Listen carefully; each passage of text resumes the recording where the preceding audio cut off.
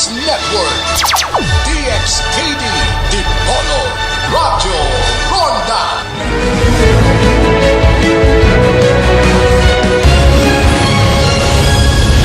This is Newsnight, where we go above and beyond the headlines. I'm Pia Ontiveros. Tonight on the program, the Chinese Coast Guard blocking and firing water cannons at Philippine boats in Ayungin Shoal in yet another illegal move by Beijing in the West Philippine Sea. Bongbong Marcos taps a veteran lawyer who served his father, the late dictator Ferdinand Marcos, as the presidential aspirant now faces 4 petitions questioning his 2022 bid. And a day before releasing her new album, award-winning singer-songwriter Adele debuts another song online. We begin with yet another incident in the West Philippine Sea. The government condemning China's move to block and use water cannons on 2 Philippine supply boats in Ayungin Shoal, an act caught on camera. The Foreign Affairs Department calls it illegal and says the Chinese vessels must back off and leave the area. Our Tristan Odalo has more. This was the footage shared by National Security Advisor Hermogenes Esperon taken on November 16. Filipino crew resisting orders from the Chinese Coast Guard vessels. A few seconds later,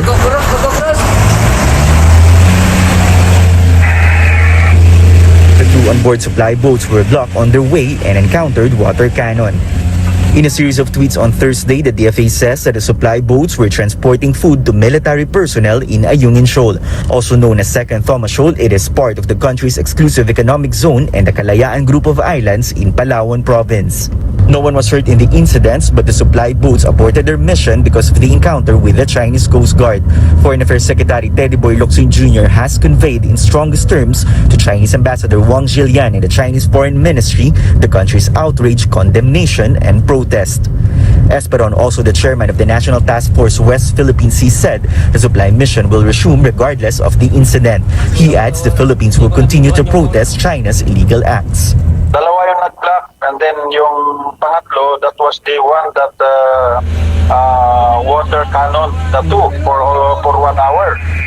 The DFA also reminds China that an attack on any public vessel could fall under the provisions of the Mutual Defense Treaty between the Philippines and the United States. But for an international and security expert, invoking the treaty in this incident is still a gray area. Gray area phenomenon kasi hindi siya leading to military conflict kumbaga law enforcement aspect yan. So mahirap pang i-invoke yung Mutual Defense Treaty, kaya dapat mapag-usapan din yan ng Pilipinas at ng Estados Unidos kung anong situations at anong occasions na pwedeng ma-invoke yung Mutual Defense Treaty. The government is not sending Navy ships to Ayungin, but Coast Guard ships and Bureau of Fisheries vessels will be on standby. Apart from the blocking and water cannon incident, Esperon also raises concerns on the increasing and quote unusual number of Chinese militia vessels in Ayungin Shoal and Pag-asa Island. Just last month, the Philippine government also filed a series of diplomatic protests against China for issuing hundreds of radio challenges to Philippine vessels conducting maritime patrols in the West Philippine Sea. Tristan Odalo, CNN Philippines. Now, when asked for comment, the Chinese embassy here in Manila says its foreign ministry is expected to release a response soon.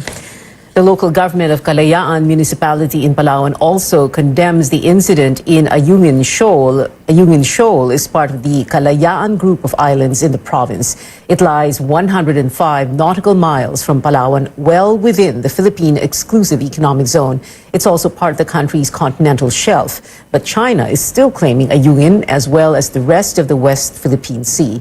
The Philippine Navy deliberately ran the BRP Sierra Madre aground in 1999 after China occupied the nearby Mischief Reef. The Sierra Madre is now the only thing keeping China from occupying Ayungin Shoal. Lawmakers also up in arms about China's recent aggression in the shoal. Senator Richard Gordon says he supports the Foreign Affairs Department's condemnation and protest against the illegal acts of the Chinese Coast Guard. Senator Risa Ontiveros shares the same view, saying what happened is an unacceptable violation of the country's sovereign rights and jurisdiction. She calls on Malacanang to strongly condemn the incident. Vice presidential aspirant Senator Kiko Pangilinan, meanwhile, opposes moves to occupy Philippine territories, as well as efforts to sell power and telecommunications assets to what he says are businessmen from the mainland. Other senators running for the country's top posts next year had this to say. We satisfied, Kaya nga ang aming maging polisiya dito, makipag-alliance tayo doon sa malalakas na bansa, yung mga militarily strong countries, like meron man tayo existing mga bilateral agreements with them. Umasa tayo doon sa tinatawag na balance of power, na makipag-alyansa tayo, hindi yung parang push-over na lang tayo. Tinataboy, may nasaktan o wala, baka panahon na talaga na medyo, di naman parang veiled threat. No? Pero dapat siguro i-highlight natin uli ang mga provisions ng Mutual Defense Treaty. Sapagkat yun ang panlaban dyan eh. Ang alam ko, meron doon na sinasabi na pagka tayo nagkaroon ng kahit na a form of aggression, papasok yung the Mutual Defense Treaty will kick in. Another presidential aspirant, Vice President Leni Robredo, says the latest harassment by Chinese Coast Guard vessels emphasizes the need to show a stronger stance in asserting Philippine sovereignty. Another hopeful, Manila Mayor Isko Moreno, says that if elected president, he will be fearless in fighting for the country's territorial waters and at the same time will be fair with discussions and the management of the situation on both sides. The United States reaffirming its support to the country's arbitral award that invalidates China's claims in disputed waters. That is according to a statement from the U.S. State Department at the 9th Bilateral Strategic Dialogue earlier this week. Washington also standing by the application of the Mutual Defense Treaty with the Philippines in case of an armed attack on the country's forces or vessels in the South China Sea. The bilateral talks concluded with the signing of a joint vision statement to strengthen cooperation and relations.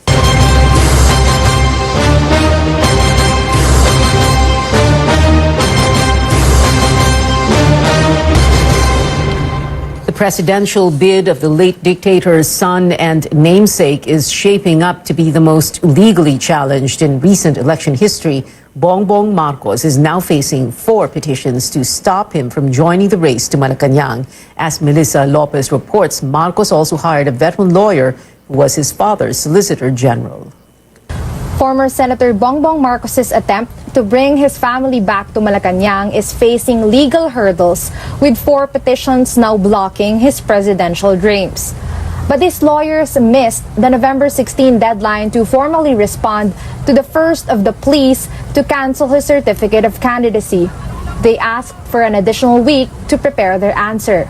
On Thursday morning, Marcos lawyer Vic Rodriguez claimed that COMELEC has already granted the extension hours before the poll body's 2nd Division made its decision. It was approved yesterday. We were given an extension of time to file our answer to the petition. The first petition, I think, the cancellation of the COC. I think we were granted 7 days from notice. Sabi sila na sabi, wala naman silang karapatan magsabi niyan. Till the promulgation comes out, you have nothing. You have speculation. That's all you have. Pinaka-importante is we wait for what the COMELEC promulgates. This is not the first time COMELEC spokesman James Jimenez called out the Marcos camp for making inaccurate claims. The Marcos team also hired veteran lawyer Estelito Mendoza, now 91, to defend Bongbong Marcos against such petitions. He was a longtime Solicitor General of the late President Ferdinand Marcos during martial law. A preliminary conference on the case filed by lawyer Theodore Te is set on November 26th, while other petitions await action. There's another plea to cancel Bongbong's COC filed by independent presidential hopeful Tiburcio Marcos. A disqualification case filed by 18 survivors of human rights abuses during martial law, and fellow presidential bet Danilo Lihay-Lihay, who wants to declare Bongbong a nuisance candidate. They all stemmed from Marcos's conviction for not filing his income tax returns for 4 years, which petitioners say banned him from holding any government post for life. COMELEC has yet to resolve all 4 petitions. Although the complaints vary, they all seek to stop Bongbong's presidential ambition. As for the Marcos camp, they dismissed the petitions as nothing but black propaganda. Melissa Lopez, CNN Philippines. The COMELEC 2nd Division gave Marcos until Monday, November 22nd, to respond to the first petition to cancel his candidacy. But Attorney Te, the petitioner in the case, said he will contest the poll body's decision. New petitions against Bongbong Marcos come on the 5th anniversary of the burial of his father, Ferdinand Marcos, at the Libingan ng Mga Bayani in Taguig. Martial law victims and human rights groups staged a protest there today after holding a caravan from the University of the Philippines in Diliman. They protested the presidential run of the late dictator's son and namesake, as well as his tandem with vice presidential aspirant Davao City Mayor Sara Duterte Carpio. They also rejected the notion that the older Marcos or the elder Marcos was a hero. Lawmaker and senatorial aspirant Nery Colmenares, who was one of the protesters, says anyone who denies that Marcos Sr. was, quote, a corrupt and fascist dictator does not deserve to be president of the country. Marcos Sr. was buried at the Libingan ng Mga Bayani in 2016, a longtime wish that President Rodrigo Duterte granted. The burial had sparked outrage and nationwide protests, with martial law victims and groups vowing to never forget Marcos's iron rule. Now, what's so special about a president's first 100 days in office? This usually takes on a symbolic significance to mark how the country's new leader is doing, the speed by which he or she delivers on campaign promises, and how he or she is addressing the most pressing issues one by one. 5 presidential aspirants presented that plan to business leaders today, but as Anjo Alimario tells us, 2 candidates were no-shows. 5 presidential hopefuls make a pitch to business leaders that their economic agenda will bring recovery once they get elected into office. In recorded messages, Manila Mayor Isko Moreno, Senators Bongo, Panfilo Lacson, and Manny Pacquiao, and Vice President Nelly Robredo took on the challenge in the Philippine Business Conference Expo's Presidential's Forum. Moreno says he will devote the first 2 years of his administration to reinforcing the health system to best cope with the pandemic. He'll push for lower taxes on fuel and electricity, address the housing backlogs, and give equal opportunity and level playing field in the business sector. I will be fearless confronting problems. We will be fair in addressing it.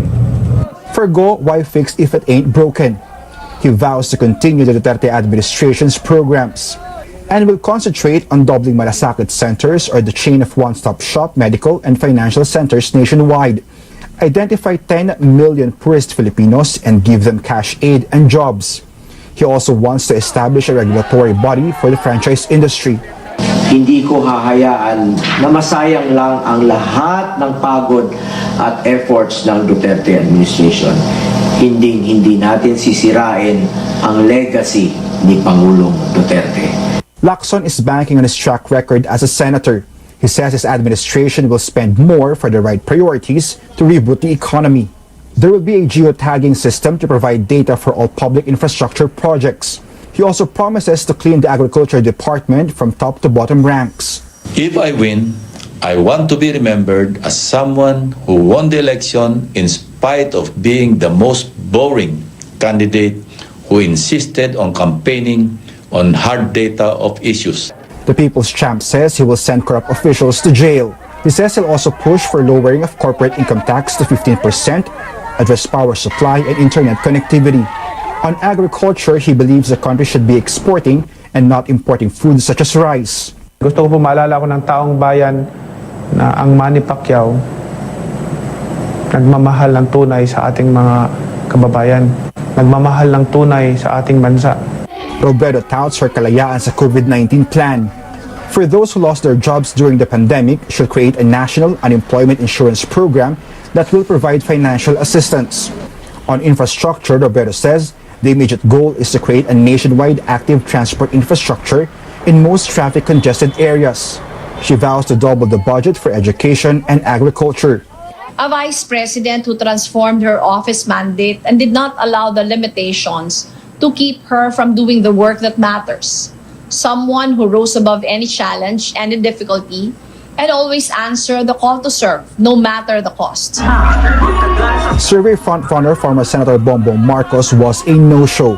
Calio de Guzman, however, was not invited in the forum. Anjo Alimario, CNN Philippines. When we return, the Senate suspends sessions until Monday after Defense Secretary Delfin Lorenzana, who was there Wednesday night, tested positive for COVID-19. How will this affect deliberations on the proposed 2022 budget? And we take a look at the preparations in various universities ahead of the reopening of face-to-face classes. Stay tuned. Kini ang RPN Dex Kini Radio Ronda 1053 kHz.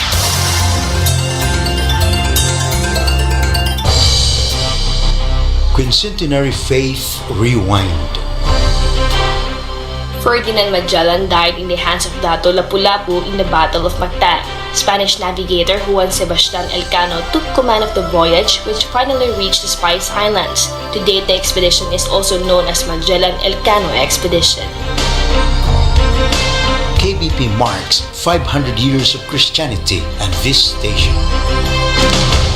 Honorable Angel Halusos Carion, Batanon, Buutan ug Malagaron, City Councilor of the Pitan City, Chairman, Committee on Tourism, Committee on Labor, Committee on Child Welfare and Development. Honorable Angel Halusos Carion, Batanon, Buutan ug Malagaron, City Councilor of the Pitan City. RPN Dex Kini Radio Ronda 1053 kHz. Slow cooked and ready in 8 minutes. Para may time ka sa mga mahal mo. Because love takes time. Kabilang ba kayo sa mga Pilipino na nahihirapan sa mga transaksyon dahil wala o kulang ang mga valid IDs? Huwag nang mag-alala dahil narito na po ang PhilSys, ang identification system ng bawat Pilipino. Para sa Step 1 registration, pumunta lang sa register.philsys.gov.ph para makapag-register sa PhilSys online. Ito ang PhilSys, ID natin to.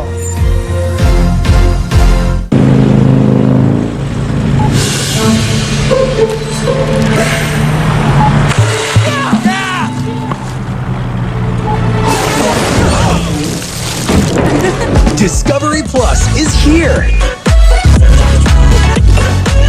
Welcome to your new home of larger-than-life entertainment and unforgettable characters. Subscribe now at 129 pesos per month. Bawat patak, may sarap, may lakas, sulit. Red Horse Beer.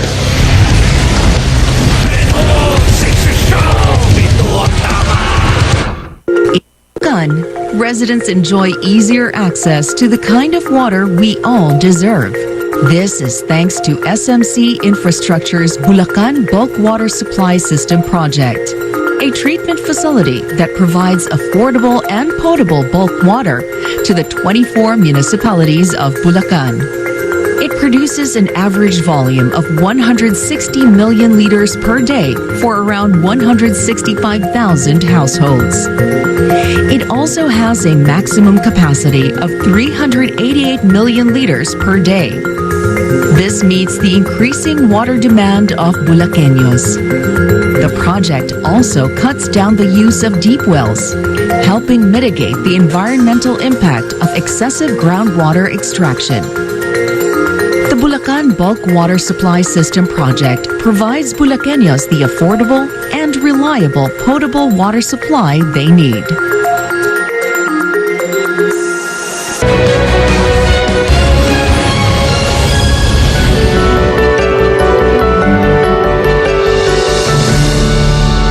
Welcome back to Newsnight. While experts note the continuous drop in COVID-19 cases, the country records over 300 deaths for the second straight day.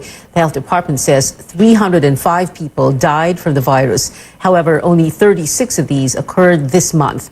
44%, or about 134 fatalities, were recorded in October, while 35%, or 107, in September. The DOH says the late reporting was because of delays in encoding. Total deaths are now over 46,400. The DOH also reports nearly 1,300 fresh cases, pushing the nationwide tally to over 2.8 million. But the agency says the positivity rate slightly fell to 3.4%. This is the sixth straight day the figure has been below 5%. The World Health Organization says countries or regions may reopen if they are able to keep their positivity rate below 5% for at least 14 days. Meantime, over 1,900 people got well from the virus. This means 97.5% or more than 2.7 million have recovered. 4 laboratories failed to submit data. Deliberations on the proposed 2022 national budget face a setback as the Senate suspends sessions until Monday. That's after Defense Secretary Delfin Lorenzana, who was present during a hearing on Tuesday, not Wednesday, as we said earlier, again tested positive for COVID-19. Lorenzana's swab test result came out yesterday. The official, who is fully vaccinated, says he has no symptoms and will undergo another test in the coming days after observing his condition. Lorenzana arrived on Sunday from a trip to Poland. He did not undergo quarantine as Poland belongs to green list countries. Disinfection is underway in the Senate building. There will also be tighter rules for visitors. Senators underwent antigen tests yesterday after Lorenzana's results came out. Senator Migsubidi says those who actively participated on the floor had negative antigen results, but they will still undergo quarantine and RT-PCR testing on Sunday. Senator Joel Villanueva, who says he tested negative in the antigen test, was seen shaking hands with Lorenzana in a photograph the senator himself provided. Experts have discouraged shaking hands to minimize contact with others and prevent the spread of the virus. Meanwhile, Senate President Tito Soto says they will work fast to finish the budget debates on time. Based on the budget calendar, the bicameral conference must begin on the first week of December to transmit the budget to the Office of the President by December 17th. So what happened? We will have to try Monday, finish everything until the wee hours of the morning. But if we do have to extend until Tuesday, what we would need would be a double time work by the LDRMO. We were supposed to propose amendments next week. So, bibilisan na lang din yan. Medyo mag-overtime na rin. Soto says they may extend until December 21st if they do not meet the deadline. Also, in December, some universities may start welcoming students again after the government allowed limited in-person classes in areas under alert levels 1, 2, and 3. And how are preparations coming along? Our AC Nichols visited one university in Manila where inoculations have begun for students and almost all of its staff have been vaccinated. Architecture student Celeron Lim is back in the campus for the first time in a while. He is here to get vaccinated against COVID-19. Kung mag-aantay ako ng iba, so matatagalan. So ito, sakto, yung sarili ko pang school yung nag-provide. Excited na ako mag-face-to-face para makapaglabas-labas na rin pag vaccinated na. In preparation for the safe resumption of face-to-face classes, the University of the East partnered with the Philippine Red Cross to get more of its students and faculty vaccinated.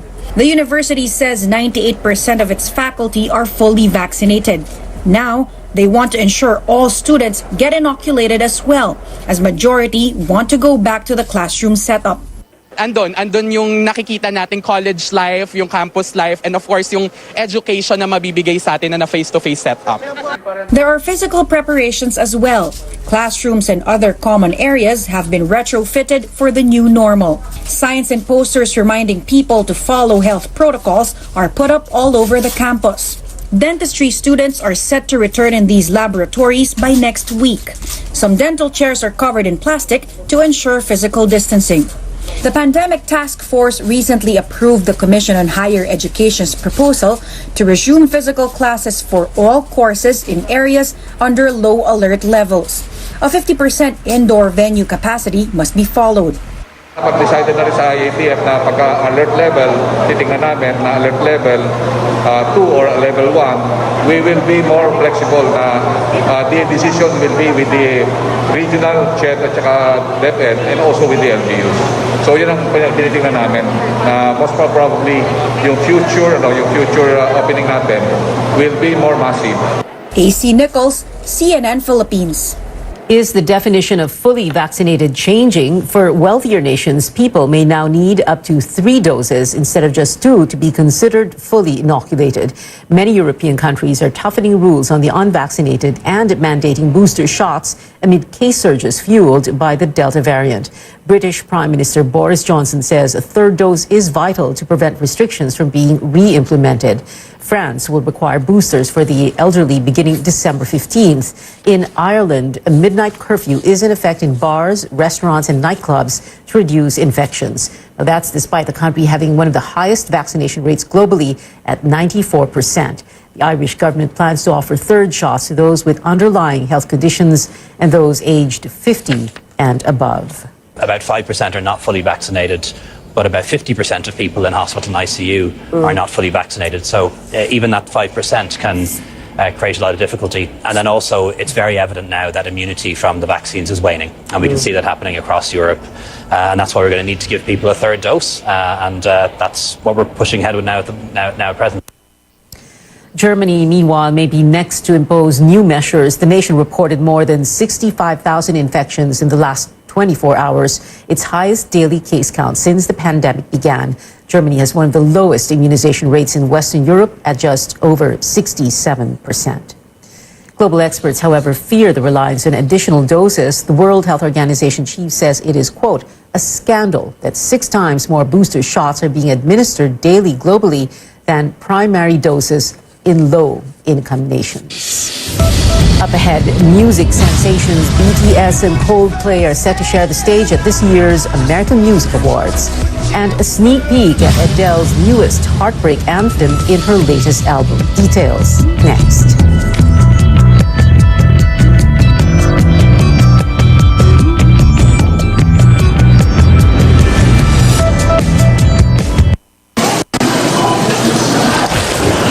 Make a splash at mealtime with Pure Foods Seafood Delights. 100% real seafood goodness. Ready to serve in minutes. Pure Foods Seafood Delights. Eat so easy. Friends, try nito. Vet-approved Nutri-Chunks in lamb flavor.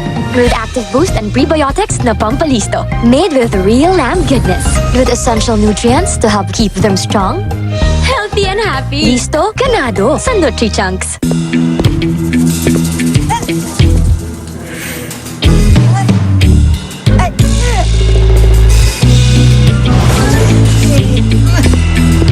When you need to be tough outside,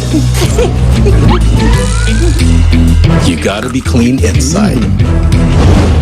Petron Diesel Max keeps your engine clean and protects it against corrosion, so nothing gets in the way of your engine's power. That's why it's the most widely used diesel among four-wheel users in urban Philippines.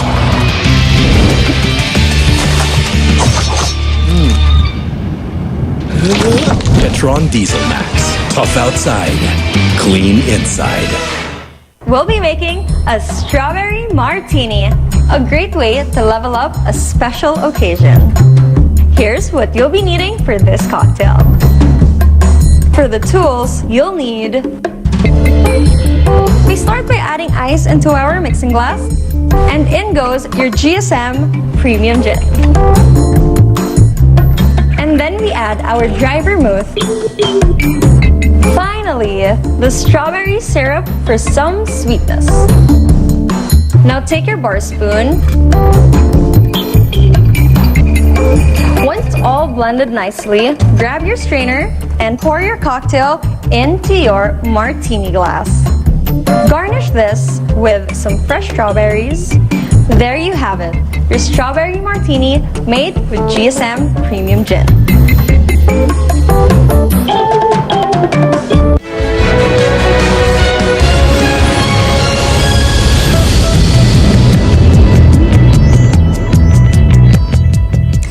Welcome back. Pop star pair Shawn Mendes and Camila Cabello have called it quits after 2 years of dating. Both singers posted on their Instagram stories saying that they will remain best friends even after the breakup. The two began the relationship in 2019 following the success of their hit collaboration, Señorita. Speaking of collaborations, it looks like BTS and Coldplay fans will finally get to see the two worldwide sensations perform together. The English band already played My Universe in a talk show last month, but back then BTS could only join them as holograms. This time, both groups are set to take on the American Music Awards stage with their chart-topping single in person. And there's more in store for the BTS Army. The K-pop group is also teaming up with rapper Megan Thee Stallion for a performance of Butter. The show airs next Monday, 9 a.m. Philippine time.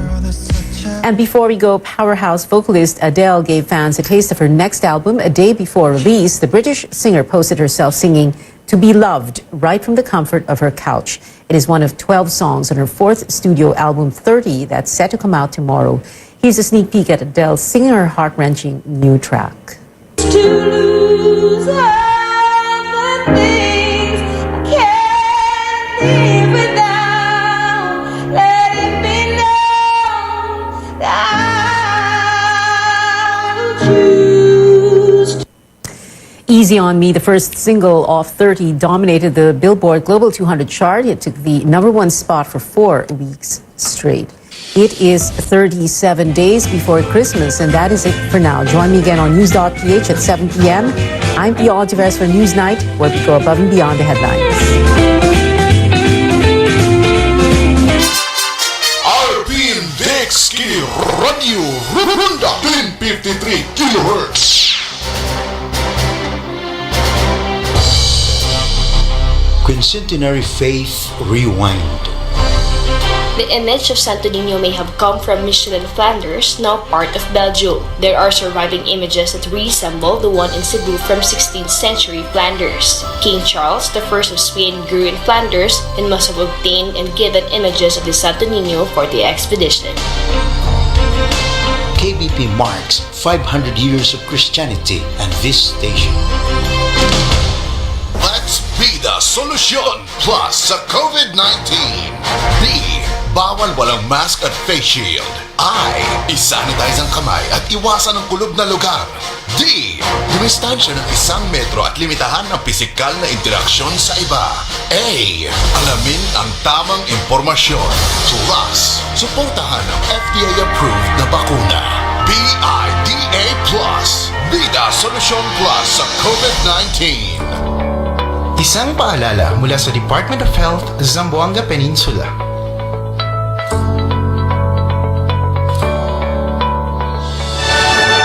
RPN Radio Philippines Network. DXKD Dipolo Radio Ronda.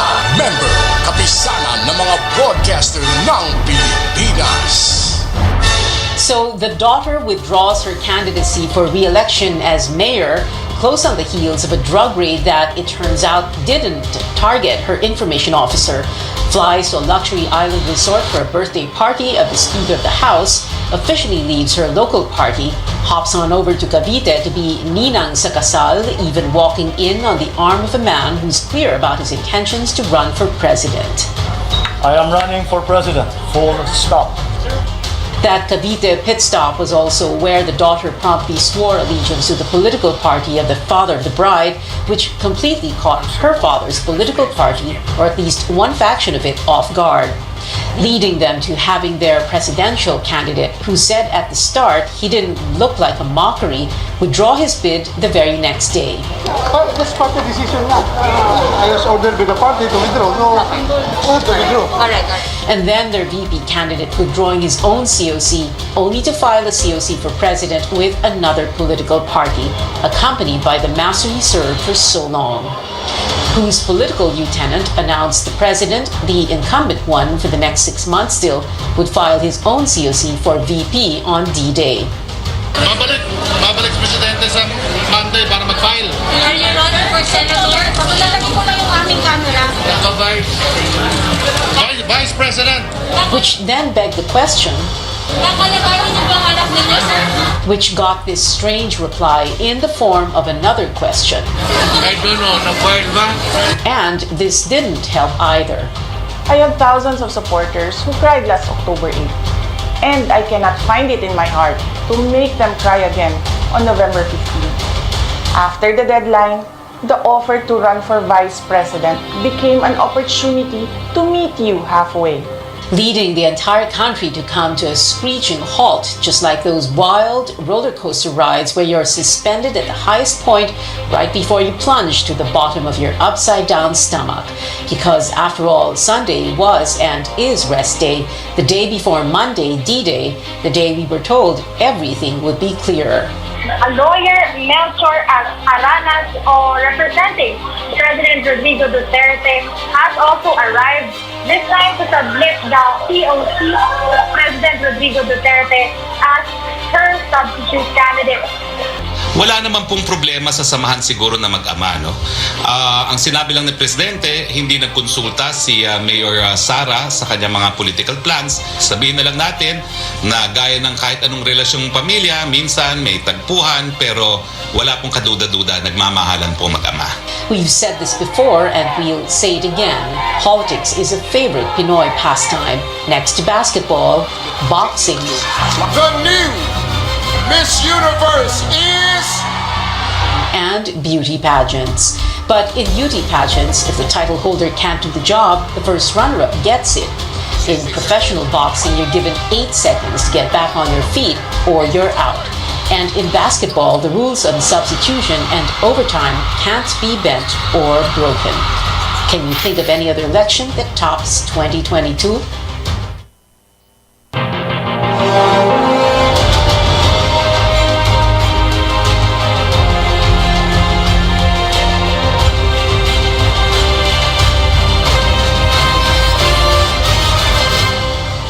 Good evening, I'm Pia Ontiveros. Welcome to your weekly political appointment fix, Politics as Usual. Our guests for tonight, 2 political science professors from UP Diliman, Dr. Maria Ella Atienza, and from De La Salle University, Dr. Julio Tihanqui. Good evening to you both, professors.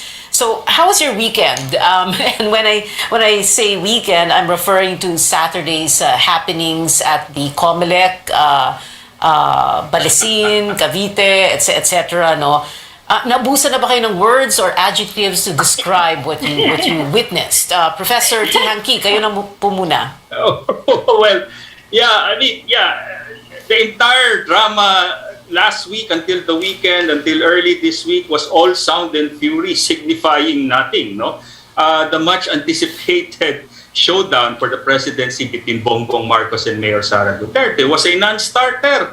And the promise Duterte versus Duterte showdown for the vice presidency, the big drama na inaabangan ng lahat ng tao ay na-cancel, no? So again, we have all been taken for a ride, no? So it goes to show, no, how the Dutertes have really mastered the politics of mayhem and misdirection. No? Mayhem and misdirection, pero pinag-usapan sila ng mabuti, ano? Professor Atienza, kayo po.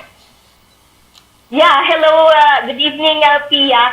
Actually, yung last few days, since last week up to yesterday, particularly last Saturday, parang nanonood ng sitcom. I was expecting a teledrama, but it's more like a sitcom, parang yung abangan ang susunod na kabanata. I was not surprised that Bongbong still stuck with what he said, that he's running for president, and then of course, Sarah decided to. The indications are pointing that she will file for vice president when Bongbong said that he will not give way. But what was surprising was after Bato withdrew last Saturday, Bongo filed but not as presidential candidate of PDP laban, but PDDS. So, ngayon lang ngayon ko lang yata narinig yung PDDS. Yeah. So, well, there's always a first time. Talaga yung PDP laban. Diba? Parang kung kawawa yung PDP laban, it's the administration party, pero mukha siya talagang pinag-iwanan, i-abandon talaga. And then, of course, we were waiting kasi ang pinakapasabog last Saturday, tatakbong vice president, si President Duterte. So parang Duterte, and then suddenly, Monday, senator. Pero parang ang naging surprise, anticlimactic yung umaga kahapon, it was Parlade was the surprise, filing for president. So parang ganon ang ending. So magandang telenovela pa rin, magandang sitcom pa rin. Kasi the most unexpected, yun ang nangyari. And the teaser didn't really give us the correct clues, no?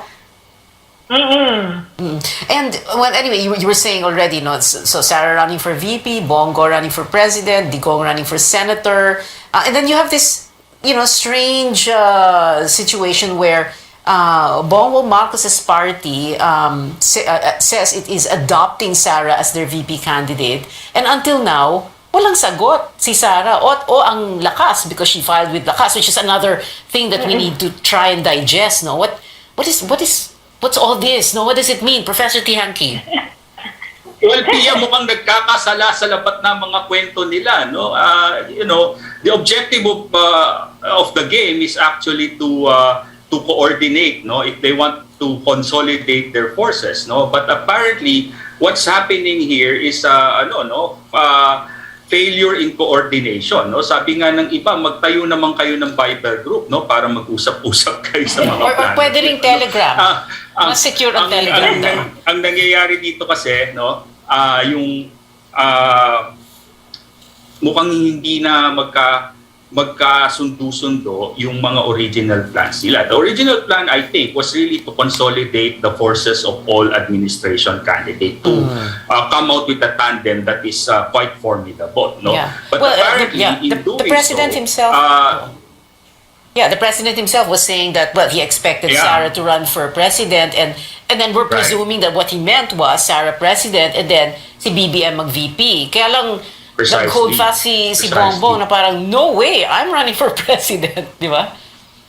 Well, actually, from the very beginning, there seems to be a division within the House of Duterte between the daughter, the favorite daughter, and the political son. No, so the father, was torn between pursuing, or supporting, the dreams of the daughter or the dreams of the political son. So it is a story of the personal, our political becoming personal, and the personal becoming political. But we saw this, this was parang bang a local politics scenario, right? I mean, Davao City in microcosm. No, but then we usually see this in the local level. No, there have been several instances of members of the same political dynasties, competing with one another. So, but this takes the cake. No, this is the first time that such national level dynastic maneuverings have been seen by the public. Ano kayong problema nila with Bongo? Why don't Sara and he see eye to eye? What's going on? Is this Sara, being the rebel and challenging her father? What's going on? What do you think, Professor Atienza? Well, of course, I think from the very beginning, of course, Sara, it will always be the daughter, but at the same time, she also wanted to present herself as not just the daughter of the president. She always emphasizes that she's more than just the daughter of the president, and at the same time also, I don't think she's very comfortable with the politicians surrounding her father, and in a sense, there were also certain groups within the official family of the president who were not very much willing to support her as their candidate. So happy actually yung support those people who were supporting the president or who are still supporting the president. Not all of them are really very supportive of having the daughter as the successor of the president in terms of the candidate for president. Yung mga sumusuporta kay presidente, parang hindi yung duling eh. Ano yung opposite ng duling, yung napagana yung mata. Banlag, parang naging banlag kasi hindi na nila saan tayo titingin, parang gano'n. Kanino ba tayo? Parang gano'n. Okay, susunod ba tayo kay presidente o kay Sara? Tapos, there are a lot of presumptions. And may factions, di ba? May factions talaga siya. Malawak yung sumuporta kay President Duterte, but at the same time, iba-iba rin yung mga manok nila. And some are pro-Bongo, and some are also supporting other candidates, some are supporting Sara, and parang lagi sinasabi ni Sara, ayaw niya makialam sa PDP laban. She really refuses to be a member of PDP. Yeah, that was another big surprise. Biglang naglakas CMD. Parang, ano nangyari? Tuloy na naisip, hindi, magandang pangalan, title ng show. Ang saya-saya ng Philippine politika. Anyway, we're gonna have to take a very quick break lang. Politics as usual. We'll be right back. Please stay tuned.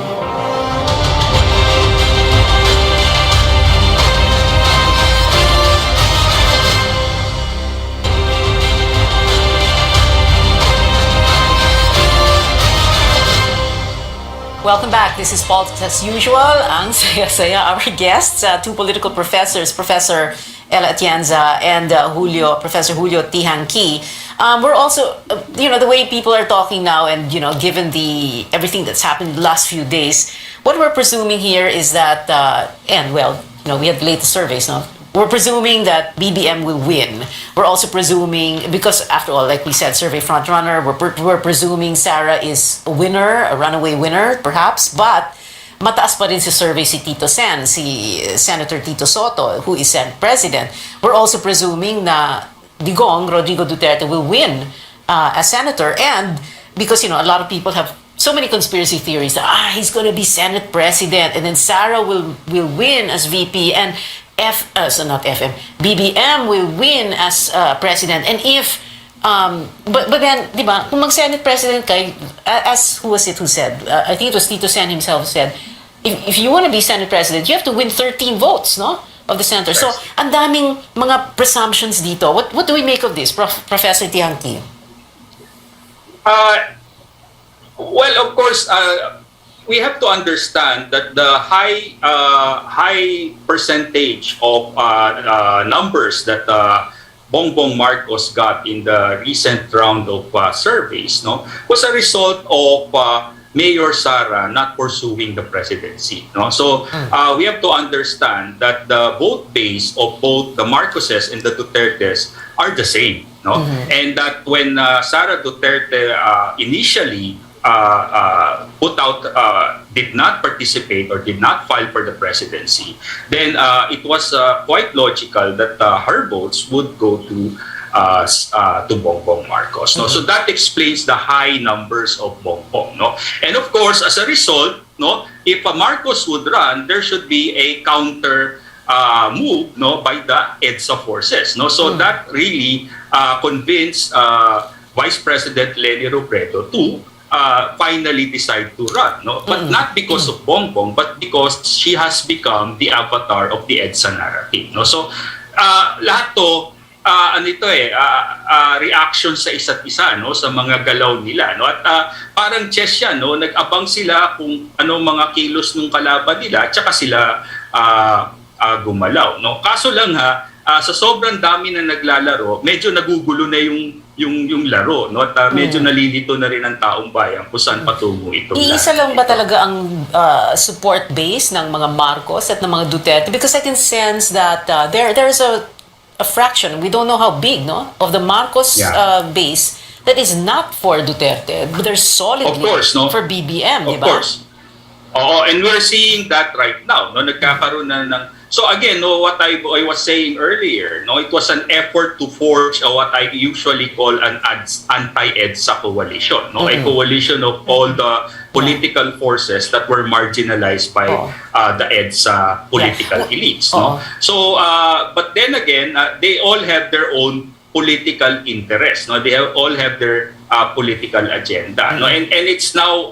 We're now seeing that, So instead of uniting, like for example, from the very start, we all know that the interests and the motivations of the daughter is different from that of the father, and there are different political forces supporting the candidacy of the daughter. And in fact, the daughter chose to heed the advice of the former queen, who is now becoming the new kingmaker, the one who like yes, we'll get to that explains why it's lakas CMD, right? So, of course, yes. Doon medyo nasaktan din siguro yung tatay, mas nakinig ka pa sa ibang tao kasi nakinig ka sa sarili mong ama. So, and that kind of hurt is now being reflected on social media among the pro-Duterte forces. Nagkakaroon na nga ng dalawang variants ng DDS sa social media. Yung DDSS at yung DDSR. Yung banat bike versus thinking Pinoy. Di ba? Okay. We're going to get to the EDSA narrative in just a bit, but I wanted to very quickly go through this, the BBM and Digong dynamics, because may sinabi President Duterte na hindi niya sinusuportahan si BBM. He would explain why eventually. But that's strange because, number one, he allowed the burial at the libingan ng mga bayani. And of course, we all know, 1993, inuwi yung labi ni former President Ferdinand Marcos.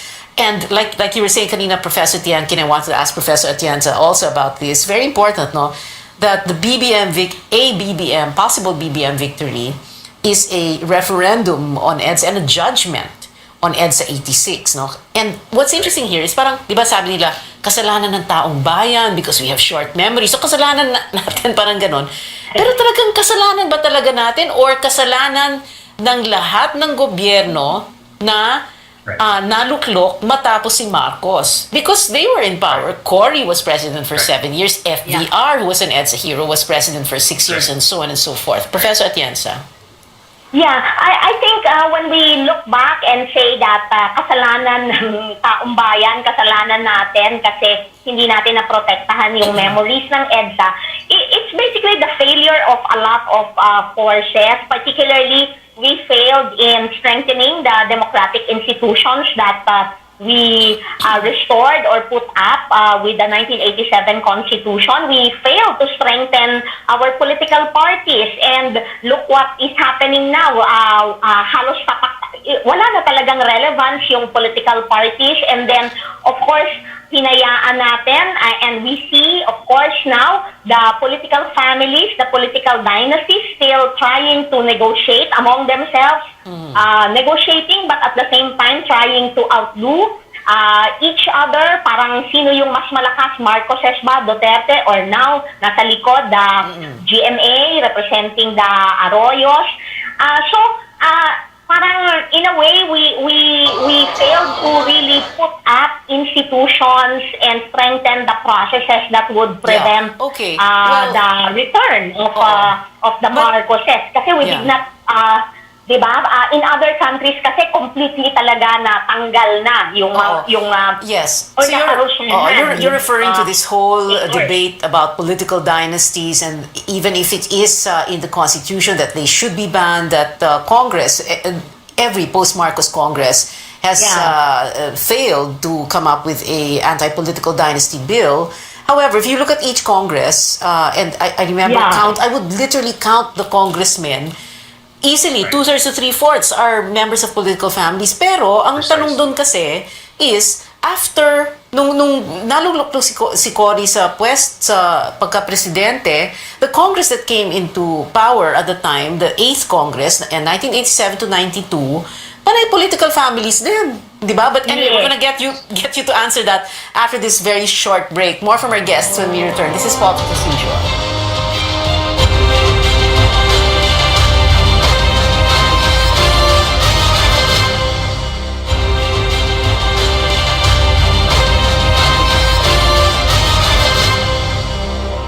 We are on our final stretch. This is Politics as usual. Professor T. Hanky, can you respond to my question a while ago?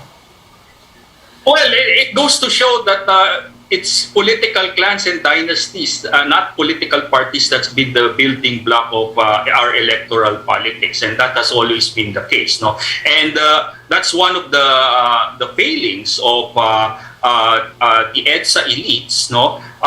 Previous administration's failure, and it's a collective failure actually to consolidate our democratic institutions and practices, no? And then one of the biggest problem really is the continuing dominance of only a few political dynasties. And based on the study of the Ateneo School of Government, 70% of our present House of Representatives is composed of dynasties, and 80 in the local government units. And by 6 years' time, practically 90%, 80 to 90% of all elected positions are coming from the dynasty. So with this kind of a setup, it's not a surprise that the Marcoses were easily reintegrated into our political system. So if you have these political dynasties, families that rule the roost in local politics, and well, as we all know, all politics is local anyway, and if you go local, then you look at the families, the clans, diba? And that's also one reason. It has become a Game of Thrones of sorts. Game of Thrones, right. Right. Yeah, it's just the elite families negotiating among themselves. If you saw that wedding in Cavite, no, it reminds you so much of the first scene in The Godfather, diba? In which all the families were gathered. I think we've been watching a little bit too much TV na, no? Or Netflix. Yeah. Okay. So, and then of course that also affects the way the so-called opposition, the vaunted opposition bloc should have acted. Because the question here is, did they let this golden opportunity pass them by? Because ang tagal na pinag-usapan, Lenny Ping, Manny Isko, sana magkaisa sila kasi hati na ang boto. So anong dapat mangyari dito?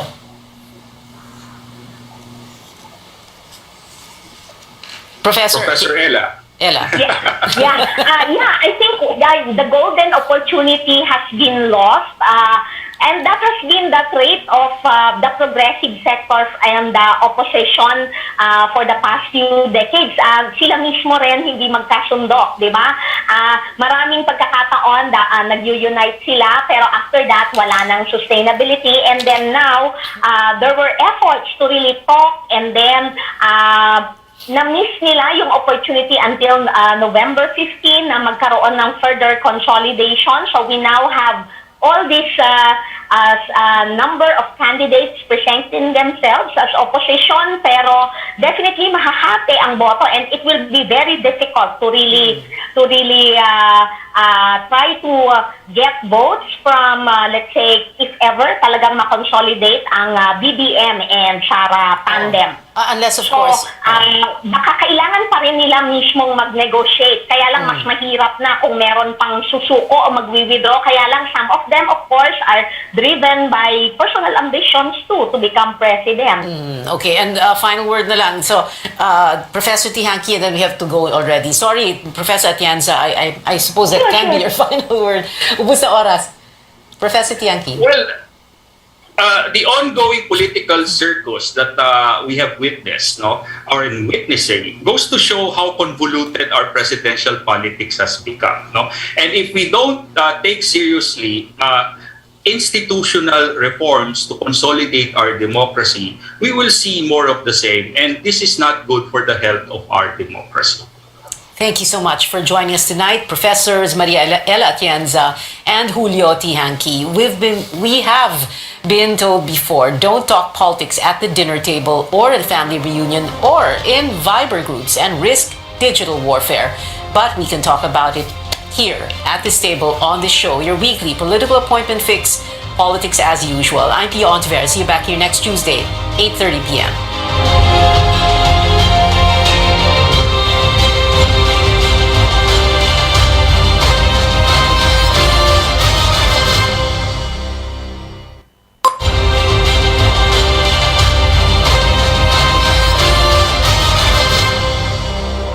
We are on our final stretch. This is Politics as Usual. Professor Tihanki, can you respond to my question a while ago?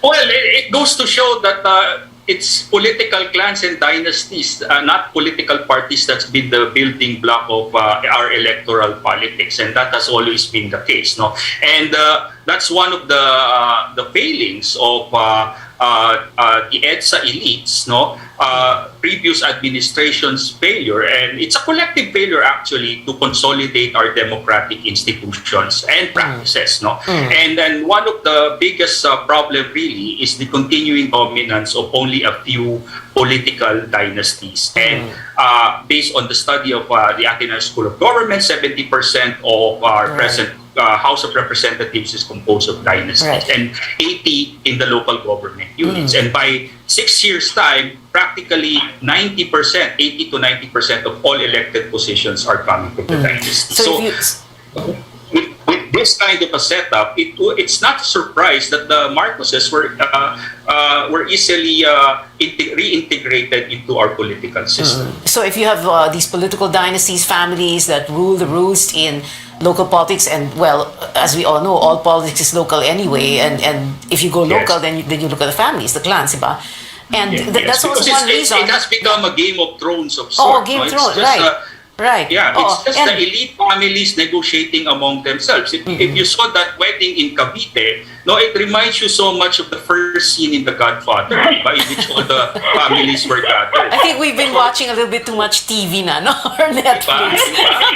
Yeah. Okay. So And then, of course, that also affects the way the so-called opposition, the vaunted opposition bloc Precisely. should have acted. Because the question here is, did they let this golden opportunity pass them by? Because ang tagal na pinag-usapan, Lenny Ping, Manny Isko, sana magkaisa sila kasi hati na ang boto. So anong dapat mangyari dito?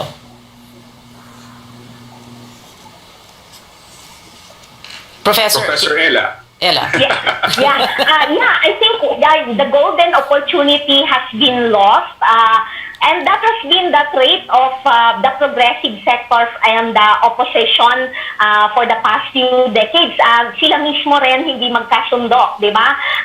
Maraming pagkakataon nag-unite sila, pero after that, wala nang sustainability. And then now, there were efforts to really talk, and then na-miss nila yung opportunity until November 15 na magkaroon ng further consolidation. So we now have all this number of candidates presenting themselves as opposition, pero definitely mahahati ang boto, and it will be very difficult to really try to get votes from, let's say, if ever talagang makonsolidate ang BBM and Sara tandem. Unless, of course. Baka kailangan pa rin nila mismong mag-negotiate. Kaya lang mas mahirap na kung meron pang susuko o mag-withdraw. Kaya lang some of them, of course, are driven by personal ambitions too to become president. Okay, and final word na lang. So, Professor Tihanki, and then we have to go already. Sorry, Professor Atienza, I suppose that can be your final word. Ubus na oras. Professor Tihanki. Well, the ongoing political circus that we have witnessed, or in witnessing, goes to show how convoluted our presidential politics has become. And if we don't take seriously institutional reforms to consolidate our democracy, we will see more of the same. And this is not good for the health of our democracy. Thank you so much for joining us tonight, Professors Maria Ella Atienza and Julio Tihanki. We have been told before, don't talk politics at the dinner table or at the family reunion or in Viber groups and risk digital warfare. But we can talk about it here at this table on this show, your weekly political appointment fix, politics as usual. I'm Pia Ontiveros. See you back here next Tuesday, 8:30 p.m.